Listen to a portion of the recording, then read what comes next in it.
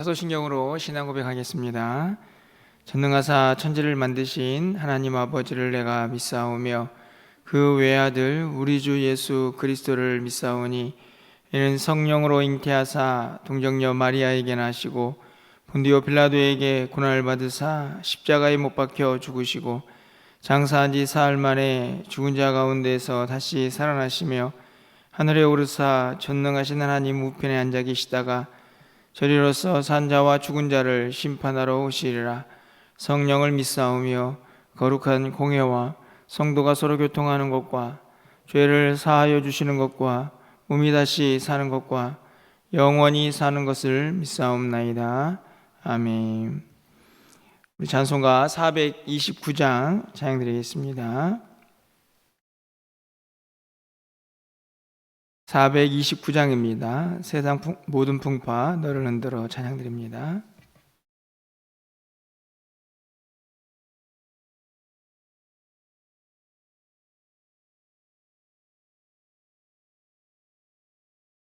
세상 모든 풍파 너를 흔들어 약한 마음 낙심하게 될 때에 내려주신 주의 복을 세어라. 주의 크신 복을 내가 알리라. 받은 복을 세어 보아라. 크신 복을 내가 알리라. 받은 복을 세어 보아라. 주의 크신 복을 내가 알리라. 세상 근심 걱정 너를 누르고 십자가를 등에 지고 나갈 때 주가 내게 주신 복을 세어라. 두려움 없이 항상 찬송하리라. 받은 복을 세어 보아라. 크신 복을 내가 알리라. 받은 복을 세어 보아라. 주의 크신 복을 내가 알리라.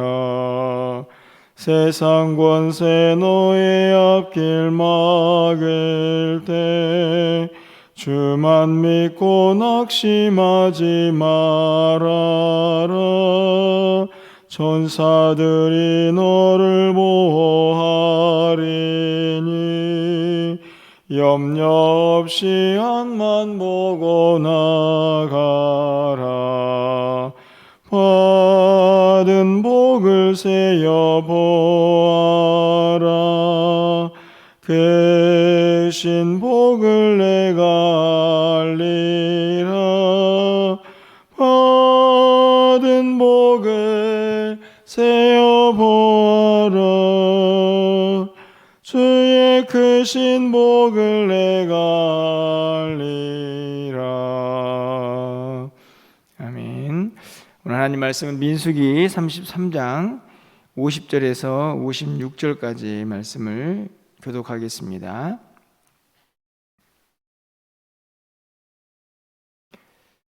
구약성경 254쪽에 있습니다. 민수기 33장 50절에서 56절까지의 말씀을 한 절씩 교독하고 56절 마지막 절은 함께 읽겠습니다. 여리고 맞은편 요단 강과 모압 평지에서 여호와께서 모세에게 말씀하여 이르시되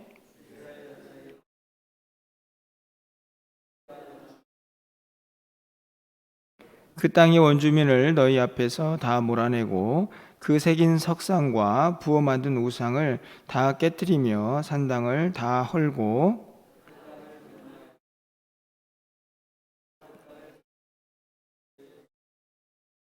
너희의 종족을 따라 그 땅을 제비 뽑아 나눌 것이니 수가 많으면 많은 기업을 주고 적으면 적은 기업을 주되 각기 제비 뽑은 대로 그 소유가 될 것인즉 너희 조상의 지파를 따라 기업을 받을 것이니라.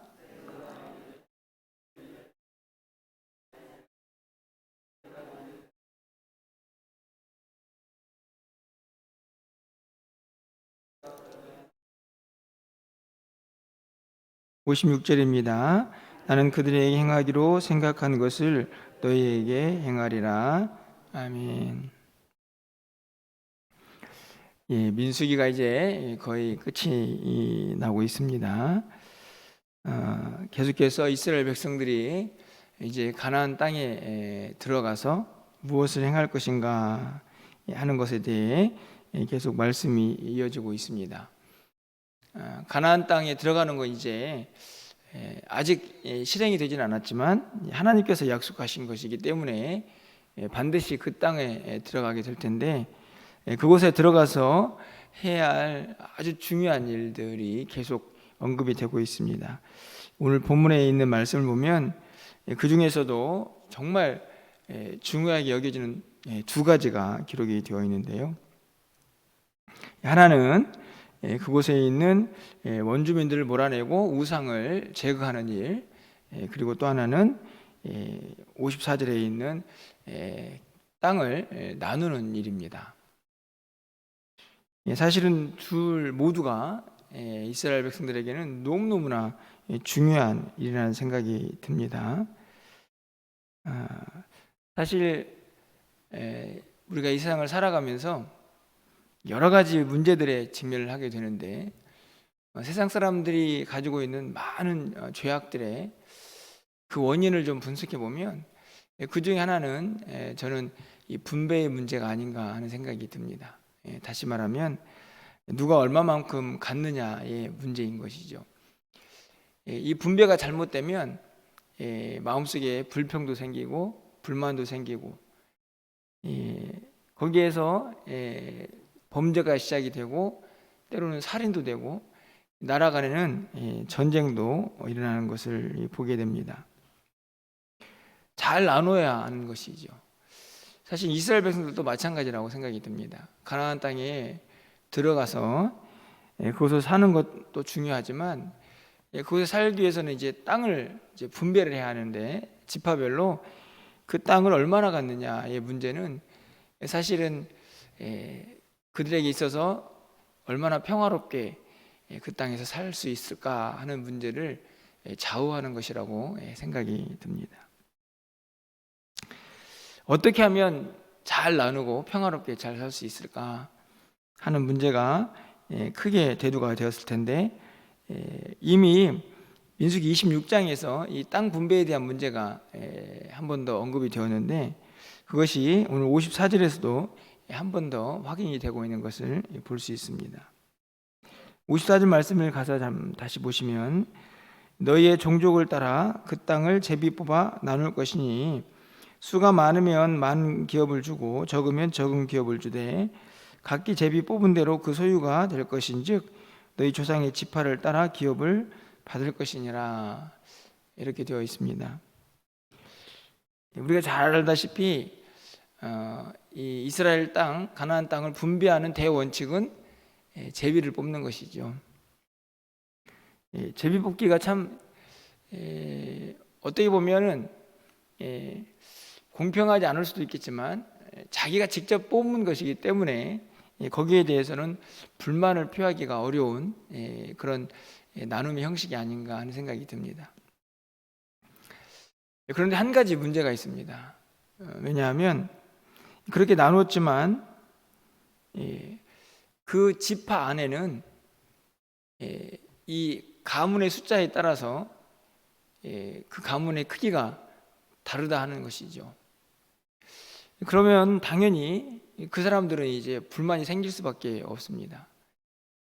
그래서 오늘 본문을 보면 많은 수는 많은 기업을 주고 적은 수는 적은 기업을 주고 이렇게 기록이 되어 있죠. 제비를 뽑는데 어떻게 이런 일이 가능할까 하는 생각이 들지만, 우리가 일반적으로 정리를 하는 것은 일단 땅을 나누고 그리고 그 땅을 지파의 대표가 나와서 제비를 뽑아 분배한 다음에 그 땅을 얻은 지파, 그 지파는 그곳에 가서 이제 숫자가 많은 집안은 많은 넓은 영토를 이제 나눔을 받고, 그리고 적은 숫자의 가문은 적게 받는 그런 형식을 취하게 됩니다. 사실은 기업이 이 지파가 크다, 지파의 수가 많다 하는 것은 무엇을 의미합니까? 그 지파가 숫자가 많은 것은 사실은 그 안에 있는 어떤 가문의 숫자가 많은 것을 의미하죠. 그래서 지파는 제비를 뽑아 나누고, 그리고 그 안에 있는 가문은 숫자가 많으면 많은 영토를 얻도록 그렇게 분배가 됩니다. 굉장히 공평한 나눔의 방식이다 하는 생각이 드는데요. 그런데 사실 제가 이 본문을 읽으면서 그렇다고 정말 그들 마음속에 불평이 없었을까, 이런 생각도 듭니다. 분명히 제가 설명드린 방식은 많은 사람들에게 이 불공평하다는 생각을 제거할 수 있는 좋은 방법이라고 생각이 드는데, 그럼에도 불구하고 또 아니 우리는 왜 이런 땅을 얻었을까 하는 생각을 갖는 사람이 있지 않았겠습니까? 그래서 저는 이 땅을 나누는 모든 방식에 있어서 정말 가장 중요한 게 뭘까, 이런 생각을 좀 해봤는데, 그것은 이 하나님께서 말씀하신 합리적인 방법, 이것보다 더 중요한 것이 하나 있다 하는 생각이 듭니다. 그건 뭐냐면 자족입니다. 은혜죠, 은혜. 왜 그런가 하면, 여러분, 이스라엘 백성들의 가나안 땅은 누가 주신 겁니까? 하나님이 주신 거죠. 이스라엘 백성들의 가문, 지파를 다 초월해서 그들은 원래 있던 곳이 어디입니까? 애굽의 종살이죠. 그들에게 약속된 땅, 그들이 누릴 수 있는 어떤 자유로운 그런 땅은 애초부터 없는 사람들입니다. 그런데 가나안 땅에 들어가서 자기들이 생각하지도 않았던 그런 땅들을 분배를 받고, 그곳에서 가축도 기르고, 그곳에서 포도나무도 심고 소출을 얻게 되는 은혜를 얻는 거죠. 사실은 이스라엘 백성들은요 다 빈손이었습니다. 그렇지 않습니까? 그런데 하나님께서 그 빈손에 무엇인가를 채워주고 계시는 것이죠. 이 나눔이, 이 땅을 나누는 것이 얼마나 공평하냐의 문제가 아니고요, 사실은 한편 생각해 보면 무조건 감사다, 은혜다. 왜냐하면 애굽 땅에서 빈손으로 나왔는데 어떤 것인가를 얻게 되는 은혜가 주어졌기 때문입니다. 물론 조금 자기 생각하기에 만족스럽지 않을 수도 있었겠지만, 그럼에도 불구하고 그것은 하나님이 주신 값없는 은혜죠, 은혜. 좀 한편 생각해 봅니다. 우리들은 어떤가? 우리들도 마찬가지죠. 다 빈손으로 나왔습니다. 여러분들 태어날 때 주먹에다가 이렇게 돈 가지고 막 나오신 분은 아무도 없을 것입니다. 물론 지금의 모습이 어떻게 보면 만족스럽지 않을 수 있는 분도 있을 거라고 생각이 듭니다. 하지만 생각해 보면 빈손으로 나온 우리에게 이런저런 소유들이 있지 않습니까? 자녀도 있고, 그리고 내가 가지고 있는 것들도 있습니다. 생각해 보면 정말 은혜 아닙니까? 내가 가지고 있는 것에 대한 이런저런 불만이 있을 수 있지만, 더 근본적인 것을 따져보면 결국 다 하나님 주신 은혜다 생각을 가져보게 됩니다. 오늘 우리가 찬송가를 불렀는데, 오늘 우리의 모습과 너무 잘 맞는 찬송가가 아닌가, 그런 생각이 듭니다. 이스라엘 백성들도 하나님이 얼마나 공평하게 땅을 나눠주셨는가에 대한 그 생각보다 훨씬 더 중요한 것은, 우리가 빈손으로 나왔는데 우리에게 이런 땅에 이런 기업이 주어졌구나 하는 것을 깨닫고 감사하는 것이었을 것이다. 하나님이 정말 원하시는 것이 그 마음이 아니었을까 하는 생각을 갖게 됩니다. 그러면서 여러분 오늘 이 50절에서 56절까지 말씀을 보면 이 땅 분배 문제도 정말 중요한데 그것보다 더 중요한 것이 있는 것을 알 수 있죠. 이 54절은 지금 위아래에 어떤 내용으로 감싸져 있습니까? 그곳에 들어가서 이스라엘 백성들이 해야 할 일들이죠. 그것은 뭐냐면 원주민을 내쫓고 우상을 제거하는 일입니다. 52절에도 나와 있고 그리고 55절에도 나와 있죠. 55절 말씀을 보면 그렇게 우상을 제거하고 원주민들을 쫓아내지 않으면 어떤 일이 발생합니까? 남겨준 자들이 너희 눈에 가시가 되고 너희의 옆구리를 찌를 것이다. 그래서 결국 거주하는 땅에서 너희를 괴롭힐 것이다. 이렇게 분명히 말씀을 하고 계십니다. 땅 분배는 뭔가를 얻는 것이지만 그것을 온전히 누리기 위해서는 반드시 해야 할 일이 있는 것을 보게 됩니다. 이 원주민들을 내쫓고 우상을 제거하는 거죠. 다시 말하면 이스라엘 백성들의 그 정체성인 거룩, 그것을 유지할 수 있는 환경을 만드는 것입니다. 어떻게 보면 땅을 기업으로 얻는 것은 복인데, 은혜인데 그 은혜를 누리기 위해서 반드시 해야 할 일은 하나님의 백성답게 살아가는 것이죠. 거룩을 유지하는 것입니다. 그러기 위해서 반드시 냉정하지만 그들을 찌르고 괴롭힐 가시가 될 그 무엇인가는 다 제거하라고 말씀을 하시는 것입니다. 무서운 말씀이 있습니다. 56절 말씀을 보면 나는 그들에게 행하기로 생각한 것을 너희에게 행할 것이다. 이 원주민들과 우상을 제거하지 않으면 단순히 이스라엘 백성들의 눈에 가시가 되고 옆구리를 찌르는 정도의 그런 괴로움을 당하는 게 아니라 궁극적으로 어떤 일을 당하냐면 하나님이 이 원주민들을 그 땅에서 쫓아내고자 했던 그 일이 누구에게 적용이 되냐면 이스라엘 백성들에게 적용이 될 것이다 라는 말씀입니다. 정말 무서운 말씀이죠. 근데 단 한 가지 이유 때문에 그렇습니다.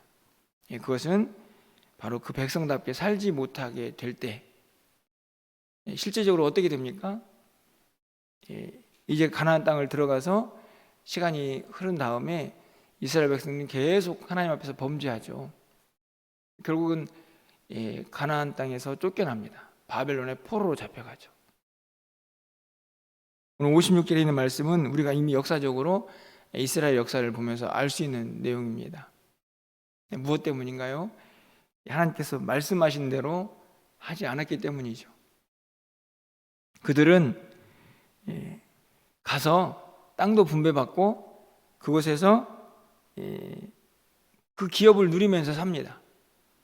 하지만 분명히 말씀하신 그 백성다운 삶의 거룩을 유지하지 못해서 결국 하나님 앞에서 큰 책망을 받는 것을 우리가 볼 수 있죠.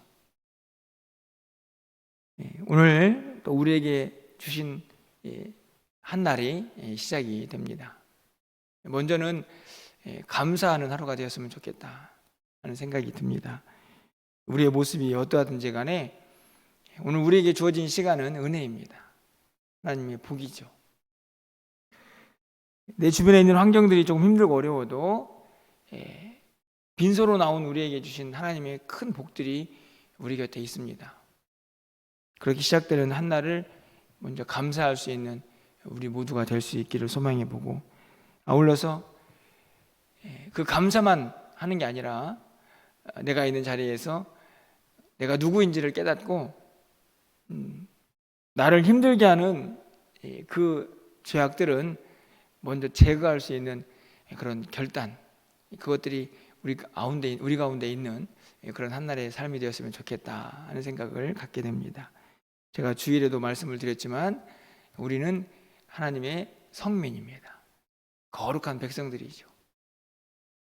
그 죄를 함께 가지고 있는 것은, 그리고 그 죄 때문에 우리가 작은 유익에 넘어져서 이 세상 사람들의 방식과 같이 살아가는 것은 우리에게는 걸맞지 않는 모습이라는 것을 다시 한번 우리의 마음속에 좀 새기면서 하나님의 백성답게 넉넉한 마음으로 또 오늘 한 달을 살아가시면서 하나님께서 이미 우리에게 허락하신 귀한 복들을 또 마음껏 누리고 감사하면서 그렇게 하루를 시작할 수 있는 우리 모두가 될 수 있기를 주님의 이름으로 간절히 축원합니다. 기도하겠습니다. 좋으신 하나님, 참 감사합니다. 우리의 지금의 모습이 조금은 마음에 들지 않을 수도 있고 우리의 형편이 우리에게는 때로는 힘든 상황일 수도 있겠지만 돌아보면 빈손으로 나온 우리에게 참 많은 것들이 있음을 발견하게 됩니다. 하나님 감사합니다. 하나님이 허락하신 것들이 오니 그 은혜를 잊지 않고 불평과 원망보다 감사와 기쁨으로 살아갈 수 있는 우리의 모든 삶이 될 수 있도록 주님 인도하여 주시옵소서. 그것을 누리되 무엇보다도 내가 누구인지를 잊지 않고 살게 하시고 하나님의 거룩한 백성으로 구별되어서 모든 악들은 그 모양이라도 버릴 수 있는 결단과 다짐이 우리 모두에게 있게 하여 주시옵소서. 오늘 한 날 우리의 모든 삶을 주님께 의지합니다. 우리의 육체가 우리의 마음이 무너지지 않도록 하나님 붙잡아 주시고 주님 안에서 기쁨과 감사가 넘치는 한 날이 될 수 있도록 주님 인도하여 주시옵소서. 우리가 해야 할 모든 일들 가운데 하나님께서 세밀하게 간섭하셔서 주의 은혜를 경험케 하시고 하나님의 뜻을 이루어갈 수 있도록 주님 도와 주시옵소서. 사랑하는 성도들 한날의 삶을 지켜주시고 출타한 성도들의 발걸음도 지켜주셔서 좋은 소식들이 서로 오갈 수 있도록 주께서 역사하여 주시옵소서. 우리 자녀들의 앞길도 선하게 인도하여 주시고 저들을 눈동자와 같이 보호하여 주셔서 악한 세상에서 하나님 영광 위하여 잘 준비되는 하나님의 사람들이 될 수 있도록 주님 인도하여 주시옵소서. 오늘 한 날 우리의 모든 삶 가운데 주님 동행하시고 역사하여 주시기를 간절히 소망하옵고 우리 주 예수 그리스도의 이름으로 기도합나이다. 아멘. 오늘 또